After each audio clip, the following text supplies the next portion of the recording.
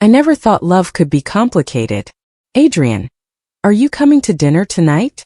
I called from the kitchen, smiling as I stirred the pasta.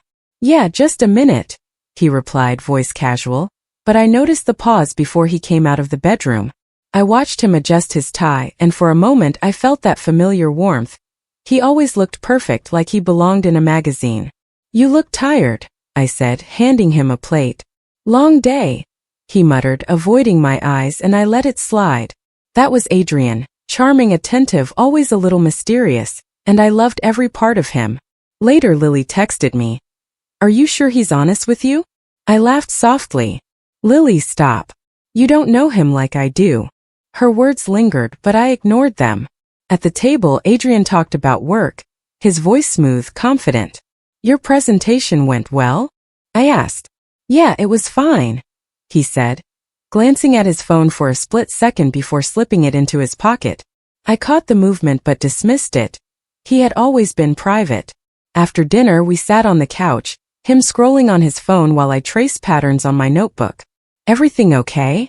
I ventured. Of course, he replied with that practiced smile. Still, I felt a flicker of unease. You've been distracted lately, I said softly. He reached for my hand, and I melted under his touch. Just tired, nothing else, he assured me. Later, when Lily called, I mentioned my small worry. Adrian seems fine. You're overthinking, I told her. She sighed on the other end. Just be careful, she warned, but I promised I was. I believed in him. I had to, because life was perfect, or so I thought. That night, as I lay in bed, I watched him sleep and thought about how lucky I was. And yet, a small voice inside whispered doubt as I noticed his phone buzz quietly on the nightstand, face down, screen hidden. I smiled anyway, pushing the thought away, convincing myself that some secrets weren't meant to be noticed. After all, Adrian was perfect and I loved him. Adrian, where were you all afternoon? I asked the moment he walked through the door, brushing past my question like it was nothing. Oh, just errands, he said casually, dropping his keys on the counter. Errands? For 3 hours. I pressed, trying to keep my voice steady. Yeah, work stuff, he replied, avoiding my gaze. I frowned, sensing the hesitation. Later, Lily called. You sound tense, she said. I'm fine, I lied. He's acting strange, though, I admitted. Strange how? She asked, her voice sharp. He disappears, won't answer his phone. I don't know. Maybe I'm overthinking, I muttered, feeling a pit form in my stomach. You're not, Lily insisted. Something's off. Trust your gut.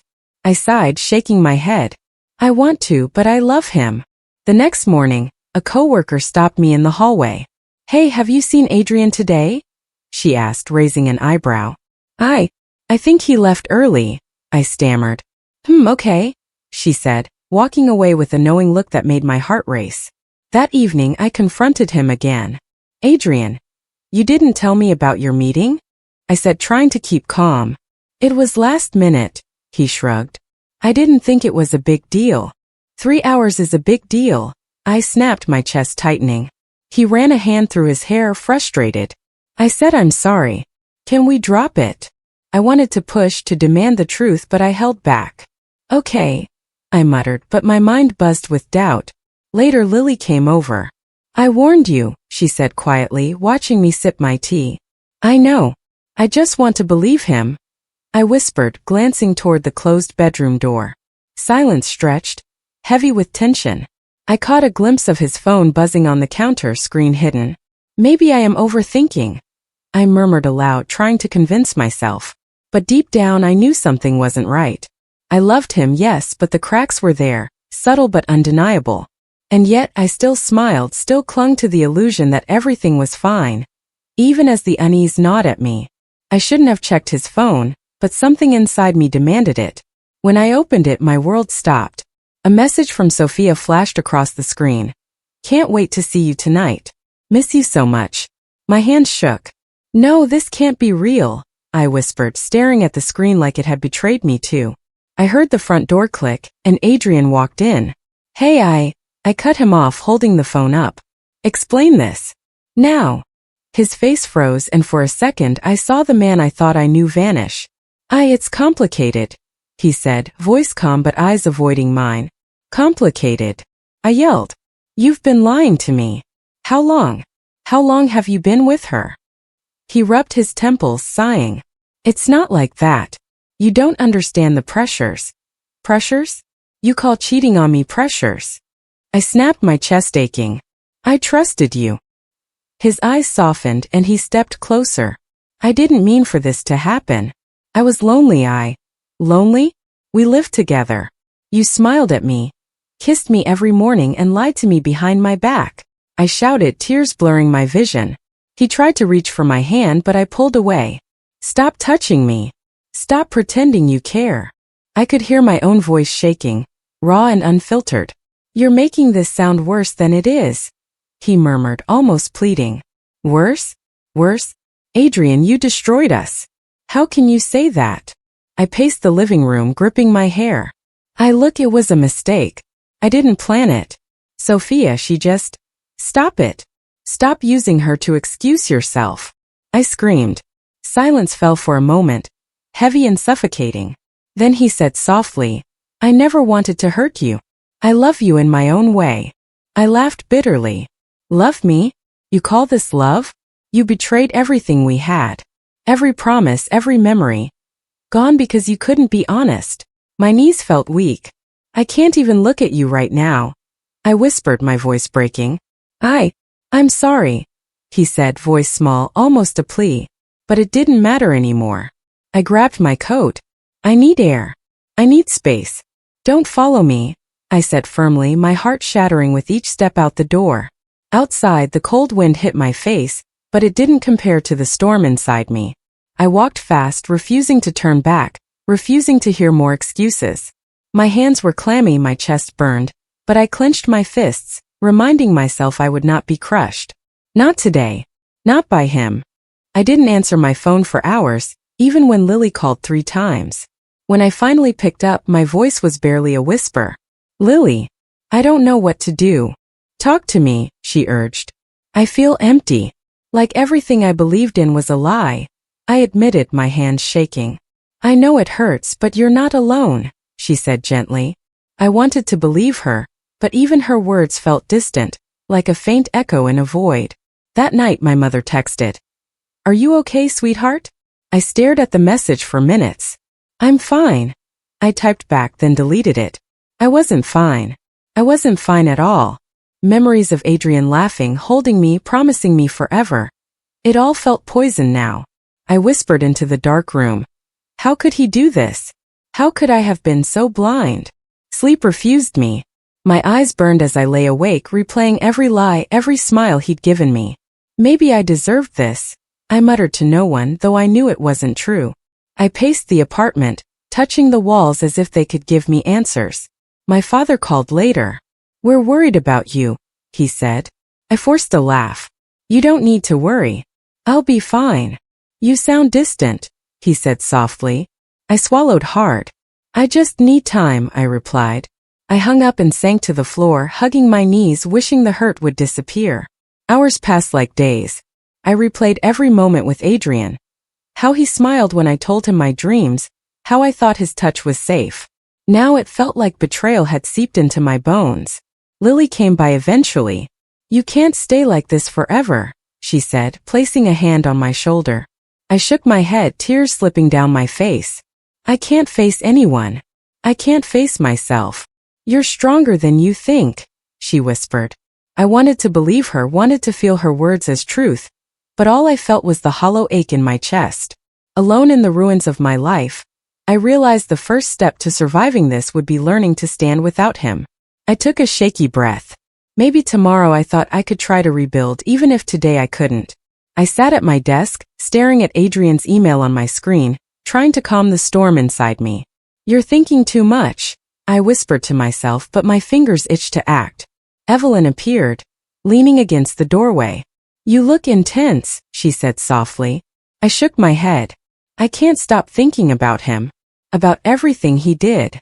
She smiled faintly, her eyes sharp. Good. That fire is useful. But you need control. Think, don't act blindly. I nodded, biting my lip. I want him to feel what I felt, in a way. Not physically, not overtly. Just consequences. Evelyn stepped closer. Then plan.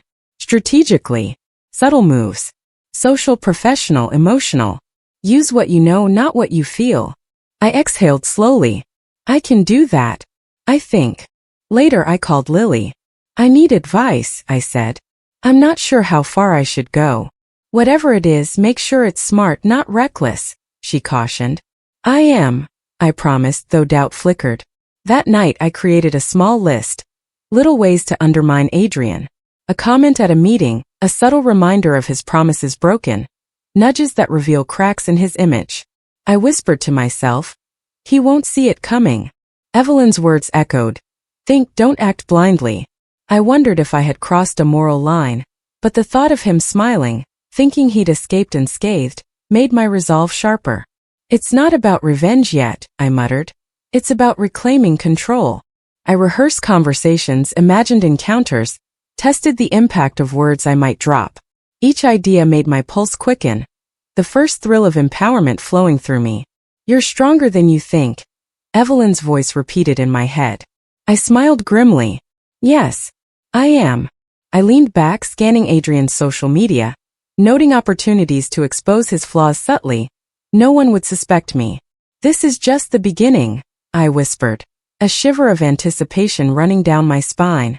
Every plan, every small maneuver, felt like reclaiming pieces of myself he had shattered. I was still hurting, still raw, but now there was purpose, and with it the faintest taste of satisfaction.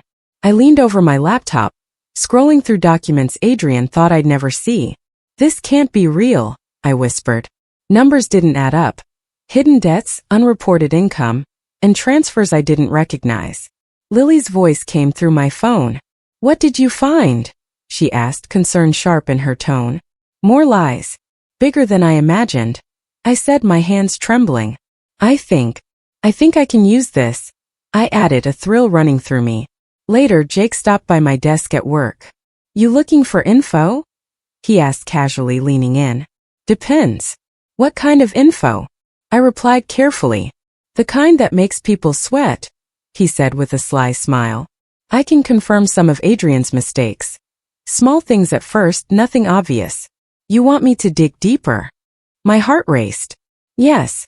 Quietly. Nobody can know. He nodded, tapping his tablet. Got it. Discretion guaranteed. I hung up and called Lily. Jake can help me track Adrian's movements and secrets. This could work. She paused. Be careful. One wrong step and he'll see through it. I know, I whispered, excitement mingled with fear. Each new piece of information I uncovered made me feel stronger, more in control than I had since the betrayal. I used to feel powerless, I admitted aloud, pacing my apartment. Now I feel unstoppable. That night, I reviewed every document, cross-referencing accounts, emails, and receipts. Adrian's facade, so polished and perfect, was riddled with cracks, and I could see them forming clearly. I whispered to myself, he's not untouchable. Not anymore. Lily came by, placing a reassuring hand on my shoulder. This is dangerous, she said softly. I smiled grimly. Maybe, but I have to do this. For me. I felt a strange thrill in secrecy, each discovery a small victory. The man I thought invincible was slipping, his lies forming a web I was learning to navigate. And tonight, for the first time since the betrayal, I slept with a plan in my mind, imagining the day his carefully built life began to wobble. I watched Adrian from across the cafe, pretending to scroll through my phone. Do you mind if I join you? I asked, my voice casual though my pulse raced. Sure, if you want, he said, smiling faintly, unaware I already knew more than he suspected. I slid into the chair opposite him. Busy day? I asked, leaning forward. You could say that, he replied, glancing at his phone, then quickly hiding it. I smiled, my own secret safe. I thought we could catch up, I said, keeping my tone light. He nodded, trying to relax, but I could see the tension in his jaw. You seem different, he remarked. Different how? I asked innocently. I don't know, more confident? I laughed softly. Maybe I'm learning to survive, I murmured, letting the words hang between us. Later, I arranged a casual meeting with Jake at my office. I've got a plan, I whispered. Let's make it subtle. He'll never see it coming. Jake grinned. I like subtle. The best hits are quiet but leave a mark. I nodded, feeling a rush of exhilaration. That evening, I orchestrated a meeting with one of Adrian's colleagues. Hey, just wondering, I said casually. Did Adrian forget to submit that report last week? The colleague hesitated. Well, yes, but I didn't want to say anything. Interesting, I said lightly, letting the information slip into the right ears without a trace. Later, Adrian confronted me at home. Why does it feel like you're watching me? He asked, eyes narrowed. I tilted my head, smiling innocently. Watching you? No, just noticing things. He paused, unsure, and I felt a surge of power. You're acting strange, he added. Am I? I asked softly. Yes, he admitted, tension in his voice. Why? I shrugged. Maybe I'm seeing things clearly for the first time. He didn't reply, only stared, suspicion flickering. I felt a mix of guilt and triumph. It's not personal, I murmured. Just time for truth to come out. I had orchestrated small slips, quiet exposures, and subtle confrontations that would unravel him over time, and he hadn't noticed the threads connecting yet. Each move made me feel sharper, more alive, as though I were reclaiming the parts of myself he had tried to destroy. This is just the beginning, I whispered to myself, adrenaline tingling. He left the room frustrated and I smiled, alone but exhilarated, realizing I was no longer the woman he could manipulate. I watched from the back of the room as Adrian stepped up to the podium, unaware of the small change I had arranged in the presentation slides. Good morning, everyone, he began, confident as always. I bit my lip, pretending to scroll through my phone. Let's start with the quarterly report, he said. The first few slides went smoothly and I felt a flicker of guilt. Then came the part one had edited subtly, the figures slightly off, highlighting mistakes he had tried to cover. A few murmurs rose from the audience. Wait, is that correct? Someone asked, glancing at each other. Adrian froze, his confident mask faltering. That's let me see, he stammered, fumbling through his notes. I felt a pang of something unexpected. Relief? Yes, but also an uneasy thrill. Afterward, he stepped down, face pale, whispering, Who did this? I didn't answer, simply smiled faintly when our eyes met. Later, Lily called me. I saw the meeting online. Are you okay? She asked softly. I am, I said, though my stomach churned. It worked. He looked vulnerable. And how does that feel? She asked gently. I hesitated. Satisfying but empty. I didn't expect it to feel hollow. That night, Adrian confronted me at home. Did you? He began, voice tight. I raised an eyebrow, calm. Did I what? You know exactly what I mean, he snapped. No, I said evenly. I don't know. Maybe someone made a mistake. He clenched his fists, frustration clear. You're enjoying this, aren't you? I'm learning, I replied, voice soft but steady. And maybe finally seeing things clearly. He didn't respond, only stared, his vulnerability plain for the first time in our relationship. I felt a strange mixture of power and guilt, the taste of revenge bittersweet on my tongue. This is just the first step, I whispered under my breath, realizing I was no longer the helpless woman he had betrayed. Tonight I slept with my mind buzzing, knowing I had changed the balance, and that for the first time he was on the defensive, while I quietly reclaimed my strength. I couldn't believe what I was hearing. You told him? You told Adrian about everything. I shouted, my hands trembling. Marcus leaned back in his chair, smirking. Relax. I just thought he should know what's going on. Didn't think it would be a big deal. Not a big deal, I repeated, disbelief cutting through my voice. You just jeopardized everything I've been working for. He shrugged. I didn't do it to hurt you. You're overreacting. Overreacting? Marcus, I trusted you. I paced, my heart racing. I counted on you to help me, not sabotage me. He leaned forward, defensive. I had my reasons. Maybe you think you're clever, but you've been too secretive.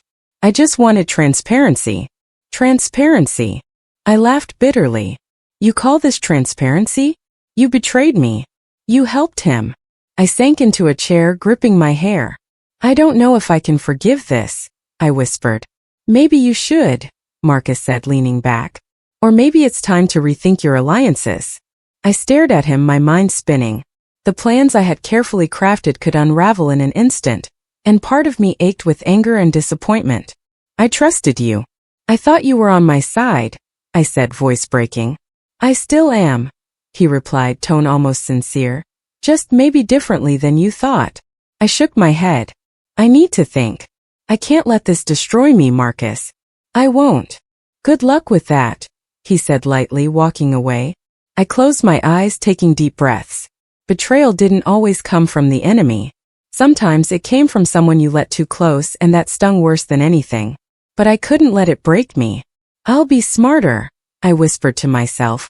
I'll be stronger. My mind raced, recalculating moves, considering consequences. Revenge or forgiveness? The moral dilemma twisted in my chest, but I knew one thing. I wouldn't let Marcus or Adrian dictate my path. This setback would teach me resilience, and I would use it. Slowly, I felt the familiar spark of determination reignite. They thought they had shaken me, but they had only made me sharper, more careful. Tonight I resolved silently I would not fail. I stared at my reflection in the mirror, barely recognizing the woman looking back. You've come a long way, I whispered to myself, brushing my hair back. Lily called, her voice cheerful. You sound different. Happier. I smiled, a real one this time. I feel lighter. Stronger, I admitted. Good. You deserve it, she said warmly. At work I approached Jake, who grinned knowingly.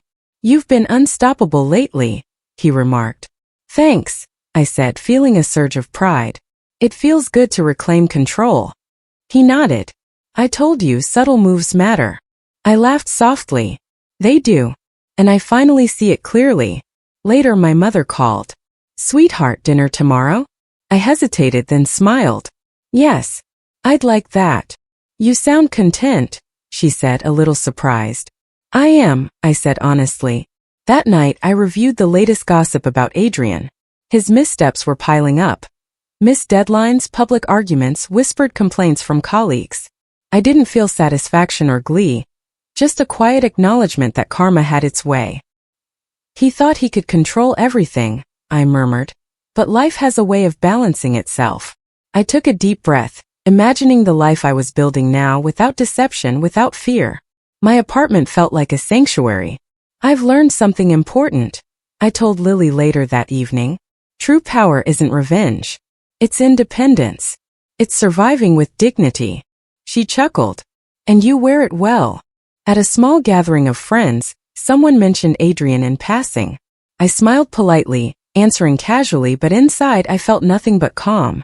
The turmoil that had once consumed me had softened into wisdom. I can be happy on my own, I told myself quietly. I can thrive. I laughed softly, realizing I no longer sought validation from anyone. Jake clapped me on the shoulder later. You've changed the game entirely. I've changed me, I corrected, smiling. Alone that night I reflected on the journey, the betrayal, the heartbreak, the careful planning, and finally the growth. Every setback had been a lesson. Every tear a step toward clarity. I am enough, I whispered, eyes shining. Independence felt sweeter than revenge, and resilience had become my shield. I slept that night with peace, knowing I had rebuilt myself from the ashes, stronger, wiser, and unstoppable. I watched from across the room, pretending to read a report, while whispers spread like wildfire. Did you hear what happened to Adrian? Someone murmured. I tilted my head slightly, keeping my face neutral. Yes, I said quietly when Lily texted. Everything okay? I typed back, better than okay. The news kept unfolding. Missed deadlines, angry clients, colleagues questioning his honesty. I could see it all from a safe distance, and yet I felt no gloating, only a quiet sense of justice. Later, one of his coworkers confronted me. You knew? They asked nervously. I shrugged. I only see what everyone else can see, I said lightly, letting them wonder. Adrian's phone rang constantly that evening, each call another reminder of his unraveling. I overheard his voice on a voice message, tight and desperate. I never meant for this. I made mistakes, but please give me a chance. I closed my eyes, breathing slowly. Chance? I whispered. You had plenty. His humiliation continued the next day. Missed meetings, public criticism, and even whispers that reached former friends. I watched silently, letting karma unfold naturally. When Lily called later, she laughed softly. He looks broken. I nodded, not quite smiling. Yes, but I won't ruin myself by enjoying it. I'm above it. At a gathering, Adrian approached me cautiously. Can we talk? He asked, voice low, regret in every syllable. I kept my expression calm. There's nothing left to say, I replied firmly. You made your choices. I've made mine. He looked stunned, eyes searching for anger, pain, anything to elicit a reaction, but I felt none. I never thought it would come to this, he admitted, shame heavy in his tone. You never considered my feelings, I said softly, so don't ask for sympathy now. I turned and walked away, feeling a strange liberation as his figure shrank behind me. Later that night, Lily called. You handled him well, she said, voice warm. I did, I agreed, closing my eyes. I didn't stoop. I didn't beg. I simply survived. Watching Adrian crumble without interference gave me a clarity I had never felt before. The woman he tried to break had emerged intact, strong and untouchable. This is closure, I whispered to myself, without losing myself. Silence surrounded me, and for the first time in months I felt peace. Justice had arrived, not through me, but through the consequences of his own choices. And I was free. I sat by the window, cup of tea in hand, watching the city lights flicker. Lily's voice came through my phone. You sound different. Calm. At peace. I smiled softly. I am. I feel free, I admitted. It's been a long journey, she said. Yes, but worth every step, I replied, leaning back. Later my mother called. Sweetheart, you sound happy. Truly happy. I am, Mom. I've learned to stand on my own, I said firmly. You always will, she whispered. I closed my eyes, thinking about Adrian, the man who once controlled my world, now reduced to whispers and glances. I hope he's learning, I muttered, though I no longer needed him to change. At work, Jake grinned when I walked in. You look unstoppable. I feel unstoppable, I said, letting the words settle in. I had rebuilt my career, my life, my sense of self. Nothing could shake me now. Later, I met Lily for coffee. Are you ready for the next chapter? She asked. I laughed softly. Yes. Life doesn't have to be about revenge anymore. I'm ready to live for me. She nodded approvingly. Good. You deserve it. I spent the evening reflecting on the lessons I'd learned. Trust cautiously. Love yourself first. Never let anyone diminish your worth. Every betrayal had shaped me. Every setback had strengthened me. I whispered aloud. I am stronger. I am whole. I am enough. My phone buzzed. A message from Adrian, short, hesitant. I don't know what to say. I stared at it, then deleted it. No anger, no longing. Just peace. The past had its place, but it no longer had control over me. I smiled, sipping my tea. Here's to beginnings, I said, voice steady, heart light. For the first time I felt ready for anything. New adventures, new connections, a life defined by me alone. And as the night deepened, I realized that silence could be a strength, and strength could be my freedom.